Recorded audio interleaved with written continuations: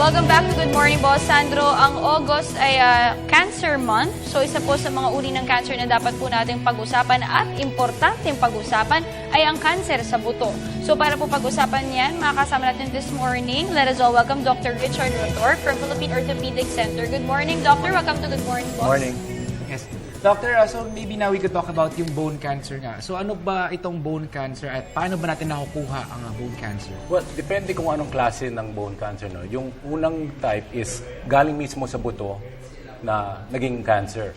Yung second type is galing sa ibang parts like from breast cancer, from lung cancer, na kumalat sa buto. Nag-metastasize. Nag-spread. Ano po bang mas delikado, Doc? Yung na-acquire mo agad o yung through pag-metastasize? Both are very hard to treat, no? Pero yung kung nagkumalat na siya, kailangan gamutin muna yung kung saan nanggaling yung cancer. So kung sa breast, gamutin muna yung breast. Ang problema lang kasi sa bone metastasis, pwedeng mabali yung buto. Kaya siya sumasakit. Doc, kamusta yung survival rate or percentage kapag dating sa bone cancer? Kasi alam natin pag breast cancer, malaki yung chance. Pag sa bone cancer po ba? Basta matanggal yung bone cancer or yung parte na naapektuhan ng cancer, Malaki yung chance. malaki ang percentage. Maliban sa operasyon, kailangan rin ng chemotherapy or radiotherapy. Yes. Doc, ano bang usually pakiramdam ng mga may bone cancer? Kumbaga, ano yun? Symptoms. Anong klaseng sakit yung naramdaman nila? At paano ba nila nalalaman? Yes, may symptoms ba tayo nakikita? Dahil buto ang naapektuhan, ang most common is, number one, pananakit or pain. No? Ang isa pang pwedeng nilang maramdaman yung bukol. May bukol. Malaking bukol na sanhi ng cancer. No?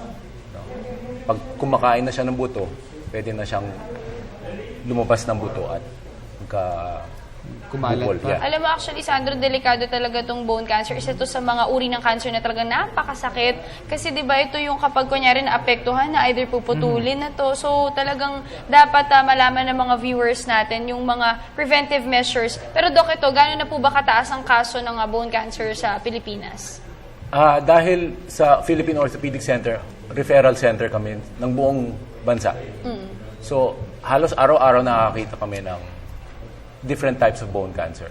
Sa bata, sa matanda. So, madami talaga. Kahit sa bata. Sa bata, meron. Mas madalas ang nakikita namin ngayon sa mga bata. Siguro at least one a day. Wow. Pero wala pa rin known study kung paano to na-acquire. Hereditary po ba ang bone cancer? There is one specific gene that is related, but not everybody has that gene. So, wala pang talagang known cause kung ano ang dahilan ng bone cancer. And then sir, for those who have been diagnosed with bone cancer nga, ano ba yung parang main solution na pwede nilang magawa? Kumbaga, putol ba kaagad? No. Chemotherapy? Ano ba ang ano natin dyan? How do we Ang proceed? bagong gamutan for bone cancer, number one, after malaman mo na kung anong klaseng cancer, ngayon, yung ginagawa namin, we try to save the paa or kamay. So, it's called limb salvage surgery. No, dati, pinuputol. Ngayon, sinusubukan na namin ma-save yung part. Pero this one, kailangan ng chemotherapy, kailangan ng radiotherapy para lang ma-save natin yung parte na naapektuhan ng cancer. Okay. Ito, Sans, di kasi talaga natin alam kung ano bang pwede tayong datnan, bata o matanda. Pero Doc, ano ba yung mga safety reminders na maibibigay natin sa viewers natin para maalagaan natin mabuti yung mga buto natin? Number one, kapag meron tayong naramdaman na pain na masyado na matagal, after 1 week, masakit pa rin, dapat magpatingin na sa isang specialista o isang doktor para lang malaman natin kung anong dahilan. Usually, it's an x-ray. No? Ang pinaka-basic namin is an x-ray. Kung sa tingin namin may kakaiba na, doon namin ginagawa yung ibang examinations. So, para sa amin, ano ba dapat? Like, paano namin naalagaan? Dapat ba lagi kami umiinom? Calcium, syempre. Ano ba Wala yung mga talagang relationship reminders? ang kulang ng calcium to the cause of bone cancer. To To the cause of osteoporosis, yes. Pero to the cause of bone cancer, walang Wala, relationship. okay. Sir, usually di ba para to check kung meron cancer ang isang nilalang ay may ginagawa ng mga needle biopsy. So, Yes. when do you suggest na kumbaga yung tao mag-undergo na nga ng ganitong type of check-up to know kumbaga ano yung mga symptoms na tingin mong dapat nararamdaman nila for them to proceed with having a needle biopsy? Okay. Majority ng pasyente na nakita namin, masyado namang nagpapatingin after mga few months or a few weeks. Dapat kung matagal na yung naramdaman nila ng pananakit or hindi na nila magalaw for more than at least 1 week, patingin na sila. We will be the one to decide kung kailangan ng biopsy based on an x-ray, based on physical examination. Pero Doc, alam natin kasi minsan nalilito yung mga viewers o yung mga boss natin na kapag kunyari arthritis, diba? Pare-pareho naman yung symptoms Yes. na masakit yung ano. So, paano natin ma-differentiate? Ilang ano palang patingin na tayo kaagad kahit alam natin na minsan arthritis lang yun. Minsan may mga gano'n nagsiself-medicate yung Minsan mga bugbog lang, nagpapamasahe, ganyan. Tama yan. Naku, para nagmamarinig ka, Sandro. Tama yan. Siguro, pag hindi nawawala yung sakit or hindi ka na makakapagtrabaho, siguro more than 1 week, kailangan ng patingin. Pero Kasi, madalas po namamaga talaga kasi nakita natin sa ating mga Minsan may bukol ito po yung ba mga yun, video, yung mga video support natin lumalabas parang namamaga, kumbaga Yes. iba-ibang parte. Yung pinapakita kong mga slides, usually matagal na yan, mga ilang buwan na yan bago sila Okay. magpapatingin. So, it's dapat also late. magpatingin tayo kagad. Kasi minsan nga, yun nga, nabanggit ko kanina, pag konting sakit, ay, wag na, gastos lang, hindi na Oo. magpapatingin. Or minsan Arthritis lang, nagpapahilot rayuma pa. lang yan. Mapahilot. Papahilot, lalong Mas masama. mamaga. Okay. And then sir, kung itong mga bukol na to, anong klaseng bukol ba siya? Parang may differentiation ba siya from like a normal bruise or normal na bukol na nakukuha Kasi- Kasi natin? ako lagi ako Yes. dahil pasain po ako Yes. eh. Pag normal bruise, tapos ng ilang araw, mawawala na lang siya eh. Pero yung bukol or cancer, as the time goes, lalong Mas lumalaki. lumalala. Okay. And then masakit po itong mga Very bukol na painful. to. Minsan hindi na sila nakakalakad, hindi na nila magagalaw yung kamay. And matigas po ba yung laman nito? Minsan may kasama kasi siyang tubig eh. So, hindi mo masabi lahat matigas, lahat Okay. Ang cancer talaga silent killer. Mhm.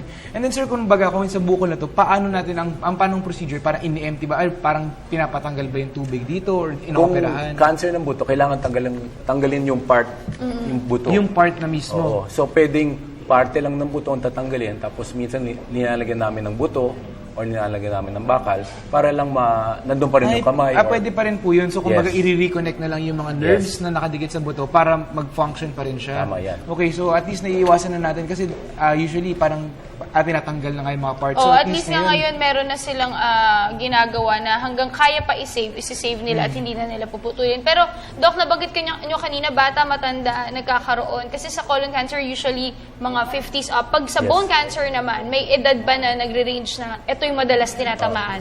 Ang pinaka-common is bone metastasis, yung kumalat galing sa ibang parte. Yun usually mga 40 years old and above. Pero yung mga specifically osteosarcoma, yan, mga 10 years old above. As 10 young years as old? 10 years old. We also have also the first decade, so between 1 to 10 years old, we also have a specific cancer for that age group. Okay. Sir, siguro ngayon baka meron tayong mga reminders about bone cancer, kumbaga para magpa-check up, para maging mas aware yung mga boss natin sa mga naramdaman nila at maging ready na nga sila na, kumbaga pag ganito na yung symptoms na makikita nila, alam nila kung sino i-approach at anong gagawin about this. Okay. Kung mayroon kayong naramdaman na pananakit na masyado nang matagal, na kahit umiinom kayo ng gamot tapos hindi rin pa rin nawawala, siguro mas maganda magpatingin na kayo sa isang doktor, kahit na family physician or kung gusto niyo pumunta rito, pwede kayong pumunta sa Philippine Orthopedic Center. Nandun kami sa tumor unit. Alright, thank you so much for joining us this morning. That was Dr. Richard Rotor ng Philippine Orthopedic Center. Maraming salamat sa inyong Thank you. panahon ngayon, Doc.